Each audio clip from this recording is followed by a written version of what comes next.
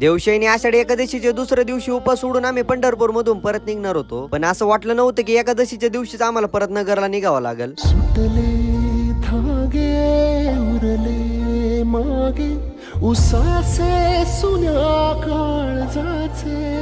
तर रामकृष्ण हरी मित्रांनो, मी ब्लॉगर आदित्य आणि स्वागत आहे तुमचं जमतंय कीच्या नवीन एका मिनी ब्लॉग मध्ये. तर आज होता आमचा पंढरपूर मधला तिसरा दिवस आणि आज होती आषाढी एकादशी असल्यामुळे आम्ही सगळेजण सकाळी निघालो चंद्रभागेत आंघोळीला. चंद्रभागेत आल्यानंतर थोडं पुढे जाऊन आंघोळ करावं म्हणलं, पण ती दूर जाऊस तर आम्ही अर्धे भिजलो होतो. मग चंद्रभागेत आंघोळ केली आणि परत आता मंदिराच्या कळसाचं पण दर्शन घेतलं. दर्शन घेऊन परत योग भवनला येतोच होतो की तेवढ्यात आईचा फोन आला की लवकर या म्हणे, आपल्याला आजच परत नगरला निघायचंय. आणि आजच निघायचं कळाल्यावर आमच्या अमृताला काही रडू कंट्रोल व्हायना. आणि रडू तरी कस काय नाही येणार, 10-12 दिवस सगळे संगत आणि वारीचे 10-12 दिवस सगळ्यांसंग कसे गेले समजलंच नाही. सुटले धागे उरले मागे उसासे सुन्या काळजाचे.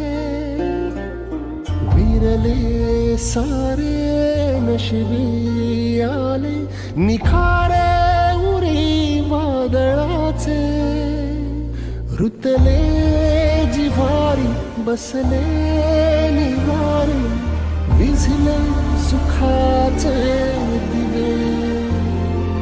सुटले धागे उरले मागे उसासे सुन्या काळजाचे.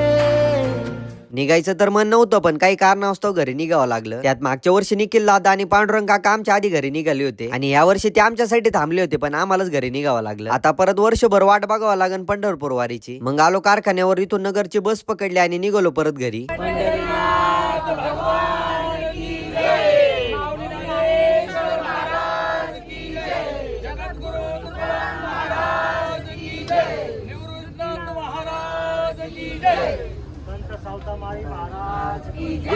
घरी उस्तर मूड ऑफच होता, पण घरी आल्यावर पाहिलं की आमची किलबिल गँग आणि दीपाली आणि ऋषाली आमच्या स्वागतासाठी घरी आले होते. त्या 10-12 दिवस बाहेर असून पण आम्ही एकमेकाला चिडवल्याशिवाय काय राहत नाही.